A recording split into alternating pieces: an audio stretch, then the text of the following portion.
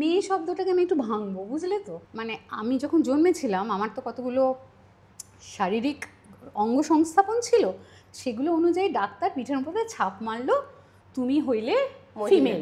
এবার সেই ছাপ অনুযায়ী আমাকে বলা হলো তবে তুমি হলে এক নারী, রাইট? এবার সেই নারী মানে ধরো female to girl, girl to woman, woman to wife, wife to mother. But আমার ক্ষেত্রে আমি এই লাইনটাকে ভাঙলাম। কীরমভাবে ভাঙছি? ফিমেল মার্কড বডি, ইয়েস, কিন্তু সেইখান থেকে এই যেটা ফলো করছে আমি এটা ফলো করছি না।